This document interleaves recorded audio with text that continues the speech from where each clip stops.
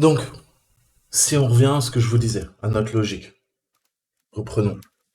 Hein. Euh, Qu'est-ce qu'on a vu? Qu'est-ce qu'on a vu? Qu'est-ce qu'on a vu? On a vu que ça peut pas marcher. Hein. Qu'est-ce que je peux faire? On a vu que mon booléen, cette opération est foire. Donc quoi? Donc ça veut dire qu'il y a un problème. Hein. Il y a un problème. Donc ça veut dire quoi? Ça veut dire quoi? C'est que là, le booléen, il va être égal à 1. Lui, il attend 0. Donc ça va stopper. Donc je peux lui mettre un OU. Je peux lui mettre un OU, ça je sais que l'opération orange.fr existe, donc le booléen va être vrai. Donc je peux mettre un et, là je peux lui mettre un et parce que google.com je sais que ça va être 0, ça va être true, et ça aussi pour Ubuntu. La preuve en est, cette fois-ci, euh, tout à l'heure il y a eu, hein, je vous le montre, CTRL-C, il passe bien à l'opération suivante. Ok, CTRL-C, il passe bien à l'opération suivante. Après orange, on a quoi?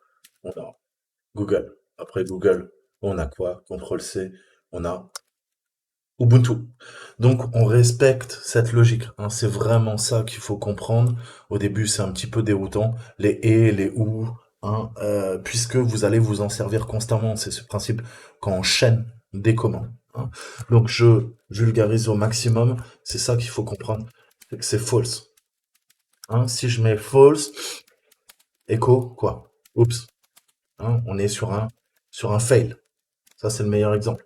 Qu'est-ce qu'il me dit? Oups, fail. Pourquoi? Parce que ça attend un faux. Donc si ça attend un faux, ça passe à l'autre opération. L'autre opération, c'est d'afficher oups, fail. D'accord? Si c'est un true, au niveau de mon boolean, je fais quoi? Echo, là c'est quoi? Pas d'impression. Pourquoi? Bah parce que, justement, c'est pas le résultat escompté. Oui, not be printed. Ok? Pas d'impression. On n'a rien. On n'a rien, pourquoi? Parce que je vous ai dit quoi? Il faut que ça soit sur quoi? Sur false. Là, le problème, c'est que c'est sur true. Si mon booléen est sur true, je ne passe pas à l'opération suivante. D'accord? Donc ça, c'est mes deux barres. Mes deux barres, on a vu que c'est un ou, c'est un or. Ok? Maintenant, on va passer au end. Le end, on l'a vu, c'est ça. Le end, comment ça marche? Si c'est true, end, et quoi? Echo, les choses se passent. Hein?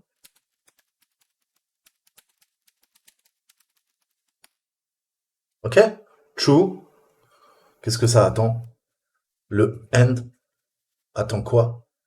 Attend un true. Donc, on passe à l'opération suivante. Afficher cette chaîne de caractères. À l'inverse, quoi? False, echo, rien. D'accord?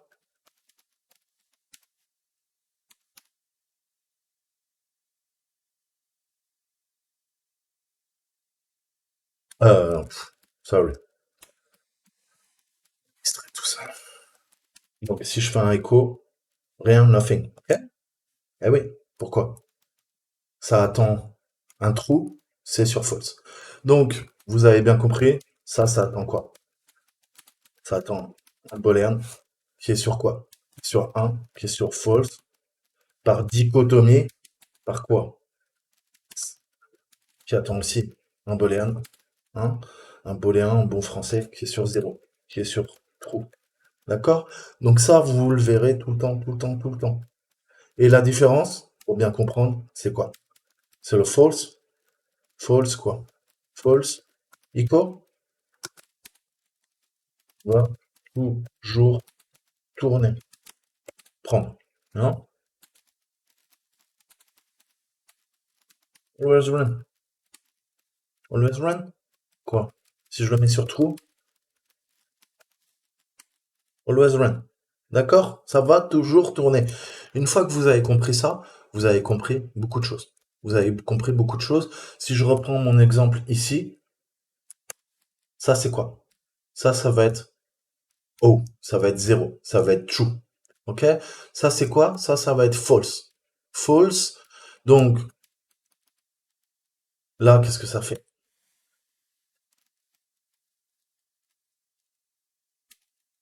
Ça passe. OK? Première opération, le résultat est false, ça attend un false, ça passe à la suivante. Par dichotomie, par opposition. Quoi. Là, ça va pas marcher. OK? Là, c'est quoi?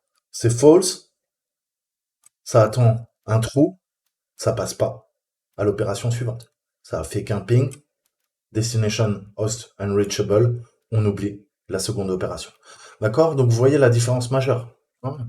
C'est ce principe de condition, de logique que vous verrez tout le temps, tout le temps, tout le temps, tout le temps, tout le temps, tout le temps, tout le temps. D'accord? Donc ça, c'est vraiment important. Hein. Vous le verrez. On a du and, du and if. Bon, je ne suis pas encore rentré dans les détails du and or et tout ça, mais ça va permettre de chaîner déjà des commandes. Hein. Avant d'écrire des scripts, hein, des scripts c'est quoi? Des scripts c'est un petit programme qui quoi? Qui est en bash, en SH, en T, CSH, en quoi? En ZSH. Il fait quoi? Il exécute des commandes.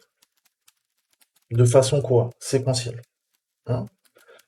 C'est-à-dire que ça va exécuter la commande ligne 1, ensuite ça passe à la 2, ensuite ça passe à la 3, à la 4, à la 5. Mais après, tout va dépendre de mes conditions. Hein. Mais on va faire très simple. Hein. Le script le plus simple, c'est ça. Mais avant de savoir scripter, qu'est-ce que je peux faire? Ben, je peux faire des commandes. Je peux faire des commandes dans le sens où quoi? ls, ok. Donc je peux faire quoi? Je peux faire ls 4 dns.exe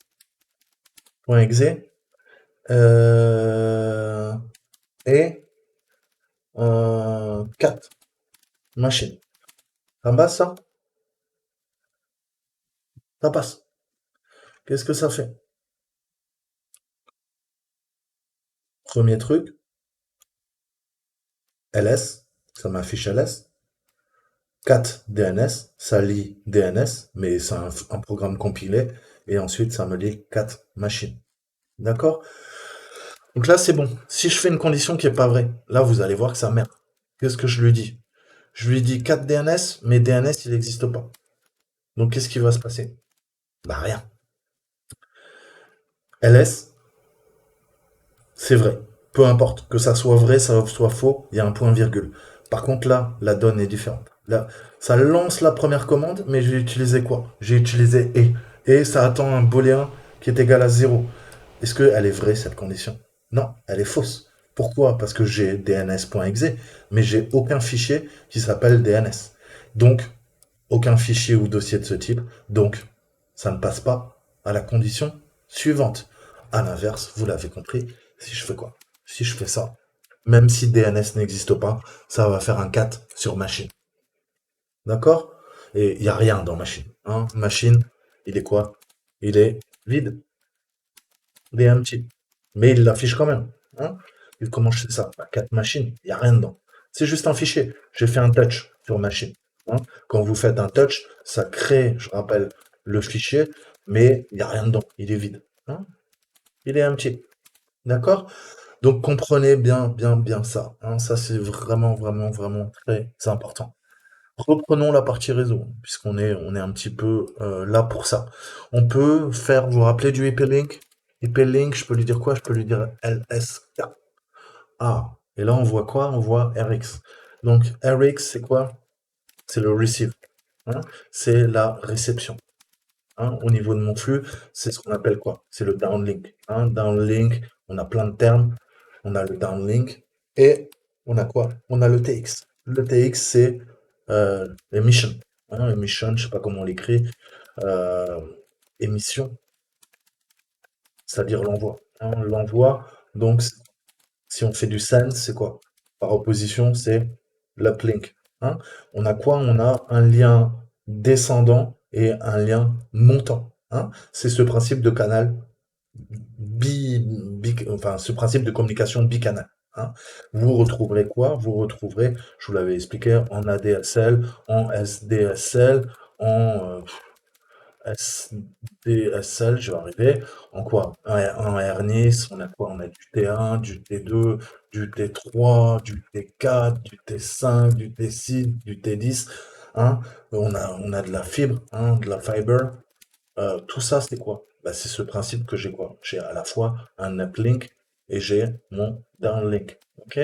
C'est pareil, même les communications satellites, hein. Quand on communique avec un satellite, on a ce principe de lien montant, uplink, hein. L'uplink, comment on le fait? Ben, il y a une station de base, hein, il y a une station de base sur la Terre, hein, qui quoi? Qui va amplifier un signal électromagnétique, OK? Et le signal, il est envoyé quoi? Il est envoyé au satellite, hein, au satellite dans l'espace, hein, dans l'espace, et le satellite répond. Là, du coup, on est quoi? On est en downlink, hein. Il a quoi? Il a des panneaux solaires et il renvoie le signal vers la Terre, hein, vers une antenne, une autre station base, hein. Ça permet de communiquer dans l'espace via le satellite. D'accord? Vous comprenez bien que quoi? Que une station base, ça a plein d'électricité. OK? À l'inverse, le satellite, il est quoi? Il est dans l'espace, c'est quoi? Peut-être qu'il a une pile, hein, il a un réacteur, un mini réacteur nucléaire dedans, hein, il a une pile atomique, il a une pile atomique, mais généralement on se sert quoi? On se sert des panneaux solaires, hein. Grâce aux panneaux solaires, on va générer suffisamment d'électricité pour quoi? Pour le bon fonctionnement et pour pouvoir à nouveau émettre. Mais vous vous rendez bien compte que quoi? Le satellite dans l'espace, il a quoi? Il a 1000, 10 000 fois, 100 000 fois moins de quoi? D'électricité, hein, de courant pour pouvoir envoyer le signal vers la Terre, hein. Donc qu'est-ce qui se passe? Eh ben, très souvent, hein, on a ce principe d'asynchronisme, hein, au niveau de la transaction, au niveau du canal de communication. Vous avez parlé de quoi? De la DSL. La DSL, très souvent, votre downlink, il est beaucoup plus élevé que quoi? Que le uplink, hein. Vous avez peut-être 5 mégas en upload, hein, et vous allez avoir peut-être 10, 15, 20 mégas, hein, en download. Donc on voit bien que quoi? C'est pas synchrone, hein, à l'inverse de quoi? Du SDSL. D'accord? Pourquoi je vous parle de ça? Bah, parce que c'est pareil. Quand on communique avec un satellite, on envoie les données de la station de base, on va avoir peut-être, je sais pas, allez, du 100 mégas, hein, du 100 mégas, mais à l'inverse, quand le satellite nous renvoie le signal vers la Terre, on va avoir du 5 mégas. OK? Pourquoi? Parce qu'on a ce principe au niveau du spectre électromagnétique, hein. On a, vous le savez, hein, on a l'atmosphère, on a mésosphère, l'exosphère, euh, on a plusieurs couches, hein, et des couches de plus en plus on monte haut, hein, plus la densité au niveau de notre atmosphère est moins dense, mais on a la magnétosphère. La magnétosphère, c'est le champ électromagnétique qui est créé, hein, notamment au pôle Nord, pôle Sud. C'est quand les vents solaires frappent la magnétosphère, on a quoi? On a les fameuses aurores, aurore boréale, aurore astrale, hein. Boréale au nord, astrale au sud. Donc la magnétosphère fait quoi? Fait des perturbations. Ce qu'on appelle des perturbations des EMI, hein, électromagnétiques, hein. Électromagnétiques, donc quoi? Donc le signal, il est atténué. Atténué, donc qu'est-ce que ça veut dire? Ça veut dire qu'il y a du bruit. Donc, et je dois avoir un courant en entrée, hein, qui est plus fort, hein, pour compenser la perte de signal, hein. La perte de signal, vous avez ça même partout, hein. De toute façon, un courant électronique, électrique, électromagnétique, quoi, à moins qu'il passe dans le vide, hein, mais à partir du moment où il rencontre un corps, hein, que ça soit un corps liquide, gazeux, notre atmosphère, qu'est-ce qu'il y a? Bah, il est freiné, hein, il fonctionne plus à la vitesse de la lumière, hein. On approche presque la vitesse de la lumière dans quoi? Dans du verre. C'est ce qui permet de faire tourner notre fibre optique. Mais à l'inverse, quand on est dans l'atmosphère, bah, c'est ralenti, hein. C'est pour ça que bah, il y a comme de la friction, hein, et bah, forcément, les ondes, eh ben, vont être perturbées et vous allez perdre petit à petit, en fonction de la distance, quoi. Eh ben, c'est ce qu'on appelle de la déperdition, hein, du bruit au niveau du signal, hein. Et les ondes radio, bah, c'est pareil, hein, ni plus ni moins. On va utiliser différentes plages du spectre électromagnétique pour communiquer, hein. Vous pouvez communiquer en infrarouge, vous pouvez communiquer via les ondes radio. On a différentes plages et tout est onde. Tout est onde ou particules. Donc pourquoi je vous parle de ça? Bah, c'est pareil, hein, on a ce principe d'uplink, downlink, vous le verrez tout le temps. Dès que vous parlez de communication, que ça soit des communications avec des satellites, des communications avec Internet, votre carte réseau, on a toujours quoi? L'uplink et le downlink. D'accord? Donc, qu'est-ce que j'entends par là? On envoie, on reçoit, on envoie. Ensuite, on a quoi? Ben, on a les statistiques, hein, en bytes, hein, en octets. Les paquets, combien il y a de paquets qui ont été envoyés, les erreurs, on peut avoir des erreurs si la ligne est instable, on peut avoir des drop frames, hein, des trames IP ou des paquets qui ont été perdus, hein, ça c'est éventuellement ça a été bloqué, hein, par certains switches, par certains routeurs, par certains pare-feux. On peut avoir des mists, hein, ça a été raté. Donc là, vous le savez, on a ce qu'on appelle une window, hein, une fenêtre qui va nous permettre en TCP de quoi? De garantir les paquets, hein. Généralement, on fait quoi? On va essayer d'envoyer 4 paquets. Si les 4 paquets sont réceptionnés par l'ordinateur, hein, on va faire très simple. Donc là, on a un ordinateur A, là, on a un ordinateur B. Ok. L'ordinateur B, il fait un acknowledge. Il dit, OK, vas-y, j'ai reçu 4 paquets. Ah, là, l'ordinateur A, il dit, bon, écoute, vas-y, cette fois-ci, je t'envoie 8 paquets. J'agrandis ma window, ma fenêtre. Hein. Oh, ça, c'est pas avec l'UDP, hein, avec le protocole TCP. D'accord? Lui, il dit, OK, vas-y, c'est bon, j'ai reçu les 8 paquets. Qu'est-ce que fait? Vous l'avez compris, la fenêtre va faire que ça croître. Hein. Il va dire, ah ok, t'as reçu 8 paquets? Attends, tiens, je t'en envoie 16. L'autre, il fait, ah, ok, j'ai reçu, tiens, ouais, acknowledge, j'ai bien reçu les 16 paquets. L'autre, il continue, il fait, ah ouais, t'en as reçu 16, tiens, je t'en envoie 32. Ok? Et ainsi de suite. 32, ensuite 64, ensuite 128, ensuite 256, ensuite 512, jusqu'à que quoi? Jusqu'à que l'autre, il fasse quoi? 1024? Ok, 1024. Et là, ah, problème. On a eu des mistes. On a eu des mistes. Qu'est-ce qui se passe? L'autre, il dit 1022. 1022. Donc, il y a quoi? Il y a deux paquets qui manquent. Qu'est-ce qu'ils font? Lui, automatiquement, il repart à zéro. Fenêtre de zéro. Ok? Il envoie la knowledge, comme quoi il a perdu des paquets. Il manque deux paquets et l'ordinateur A se resynchronise. Il repart avec une fenêtre de 0 et il dit attends, ah oui, c'est vrai. Donc c'était les derniers 1024 paquets que je dois t'envoyer, je te les renvoie. Donc je recommence à 2, tac tac tac tac tac tac. L'autre il dit OK, 2, j'ai reçu jusqu'à quoi? Que finalement ils reçoivent les 1024 paquets dans leur intégralité. Et on recommence. Hein, il incrémente 2048 jusqu'à qu'on perde des paquets. Hein, c'est pour ça qu'au début, quand on avait du 56K, à la belle époque, on avait des modems, hein, ça faisait un bruit de fou. Vous voyez, quand vous téléchargiez une page web ou une image, vous voyez littéralement les lignes, hein, ligne par ligne. Et des fois, on voyait au début, ça mettait vachement de temps. Et après, on voyait que l'image, tac, ça allait super vite, super vite, super vite, jusqu'à un moment où ça ralentissait. On avait la moitié de l'image, et puis ça reprenait tout lentement. Et puis au bout de 30 secondes, ah, on voyait ça retartiner à nouveau. Ça, c'est parce que c'est à cause de la window. Hein.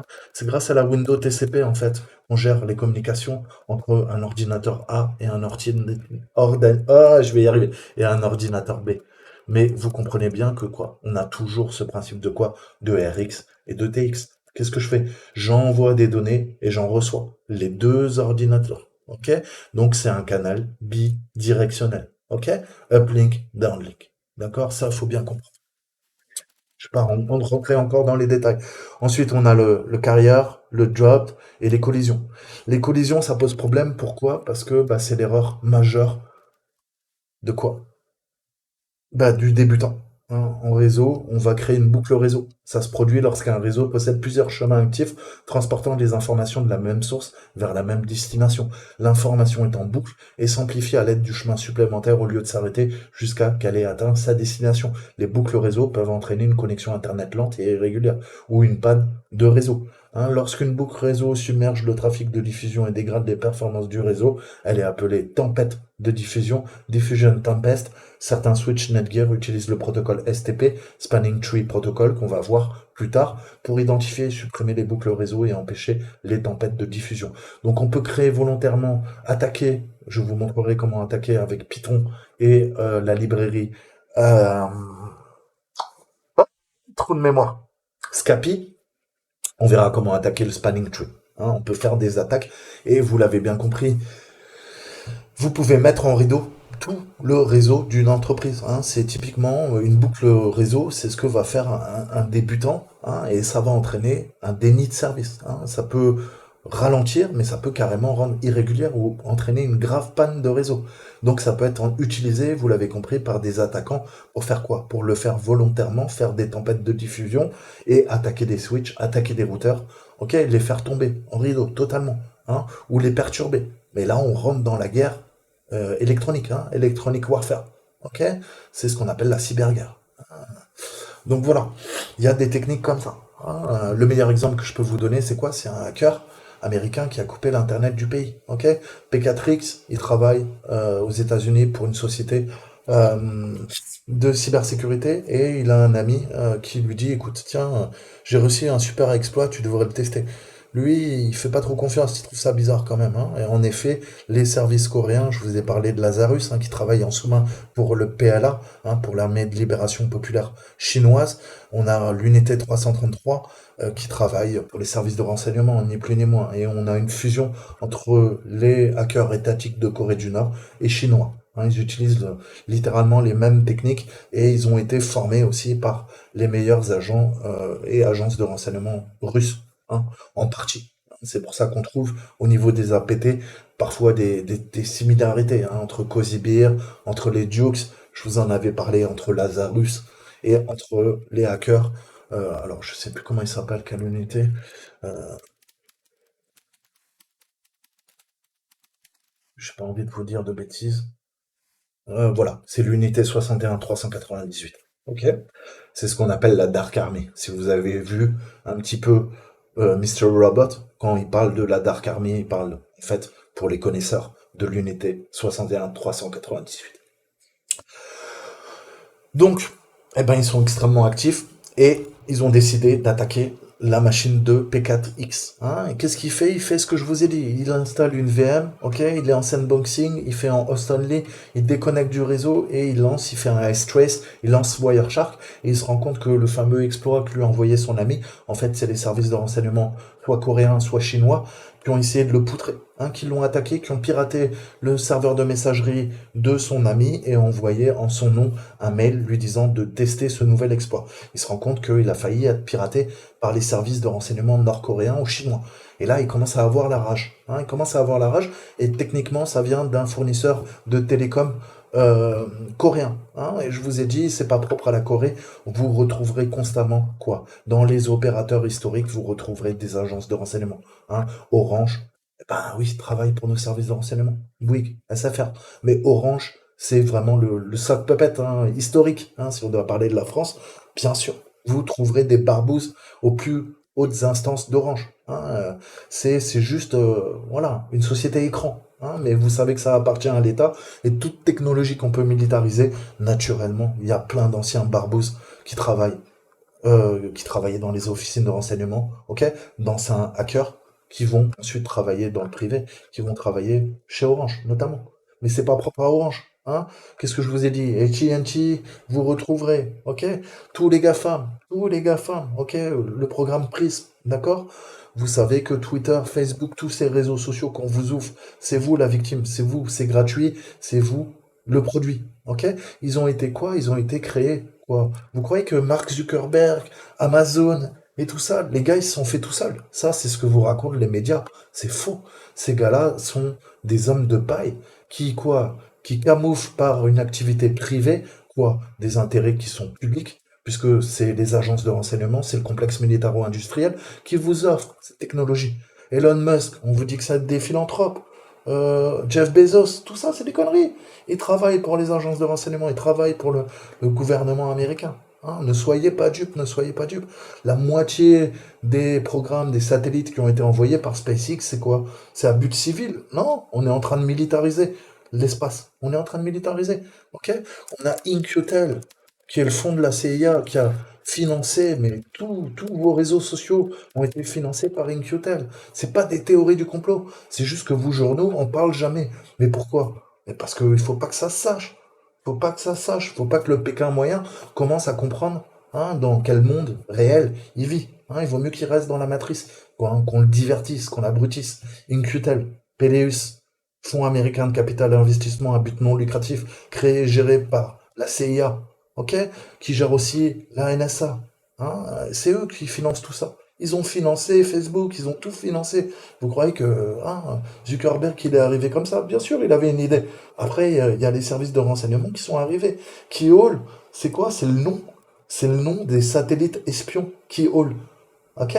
Et quoi? Google Earth, il a quoi? Il a le nom de projet de quoi? Des satellites qui sont utilisés par le NRO. Vous connaissez peut-être même pas le NRO, je vous en ai déjà parlé. Hein, le NRO, c'est pas le nœud de raccordement optique.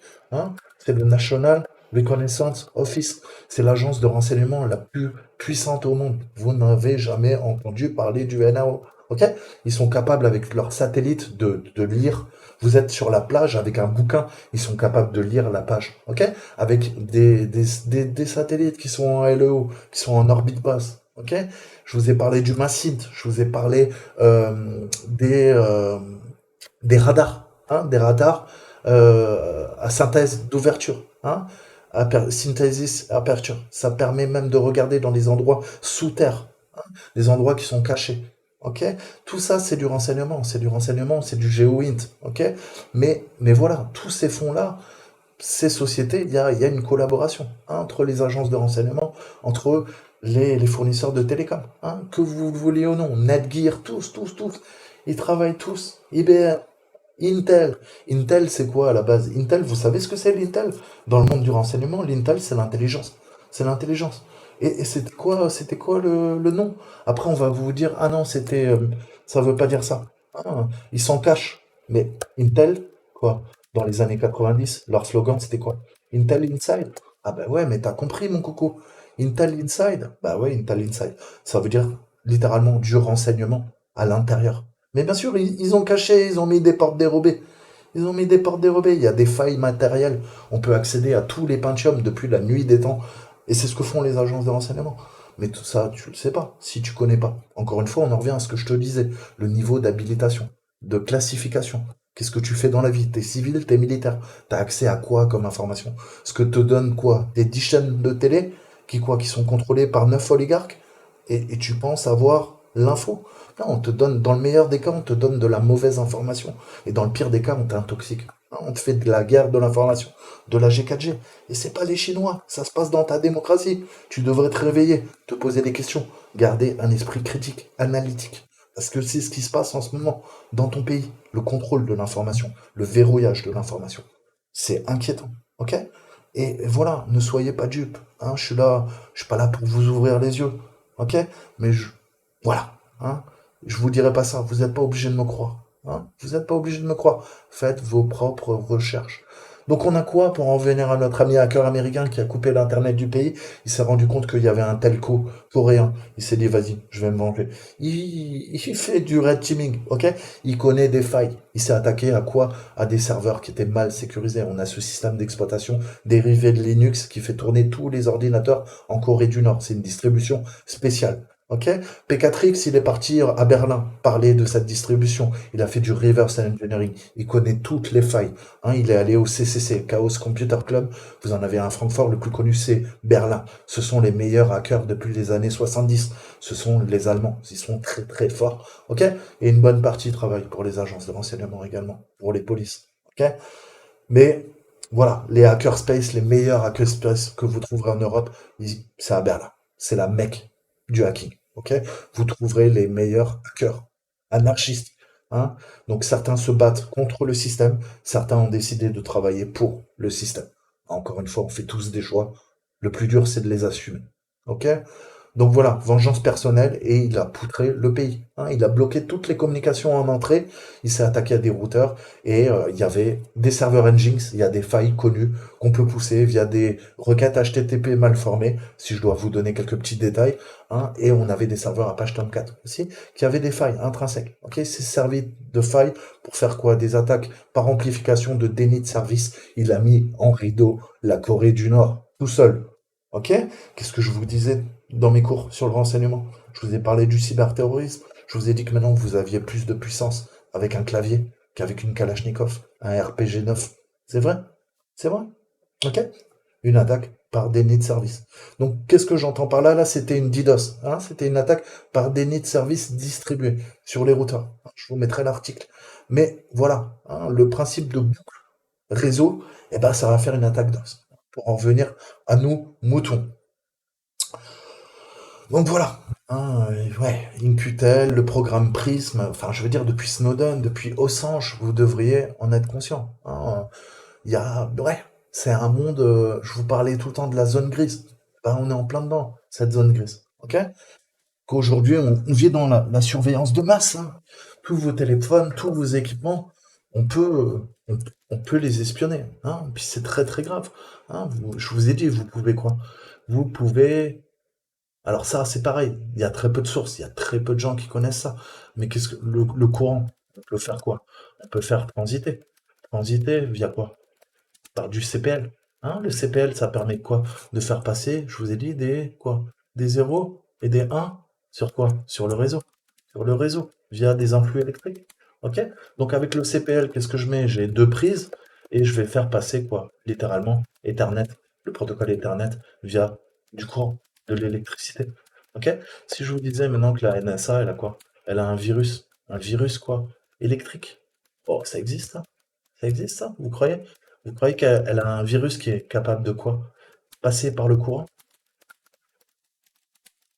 et prendre le contrôle de n'importe quel ordinateur, n'importe quel équipement, votre frigo, votre lampe, hein, votre tablette, tout ce qui est relié à quoi? Au courant.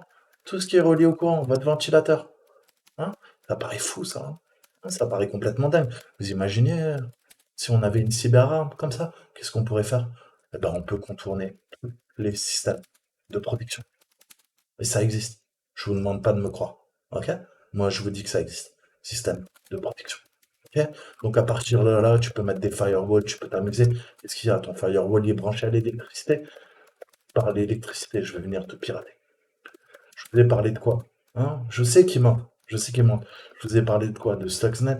Stuxnet, on a dit quoi? Que c'était une clé USB, hein, et qu'on avait piraté la base de Natanz d'enrichissement. Hein? C'était une opération du Mossad, je vous avais dit. Hein? Olympic Games et de la NSA. Mais la vérité, c'est qu'ils sont pas passés par une clé USB infectée. Ils sont passés par le courant. Qu'est-ce que vous savez? Une centrale nucléaire, pour pouvoir fonctionner, qu'est-ce qu'elle fait? En sortie, elle délivre du courant. Elle délivre du courant, mais pour pouvoir faire fonctionner quoi? Bah, ces cascades de refroidissement, notamment, hein, et ces réacteurs, elle a besoin aussi de courant en entrée. Hein. Donc, une centrale, en fait, il y a quoi? Bah, il y a deux lignes, haute tension. Il y a une ligne en entrée et il y a une ligne en sortie, analogie avec le réseau. Donc, s'il y a une ligne en entrée au niveau du courant, vous imaginez bien que si supposition, la NSA ou d'autres auraient ce type de virus, qu'est-ce que vous pouvez faire? Bah, passer par le courant électrique. Hein. Vous passez par le courant et vous prenez le contrôle de quoi? Du pupitrage, de quoi? Bah, de la centrale. Et en termes de cyberguerre, je vous laisse imaginer les dégâts. Ok? Voilà. Juste une petite théorie, comme ça, en passant. Ok?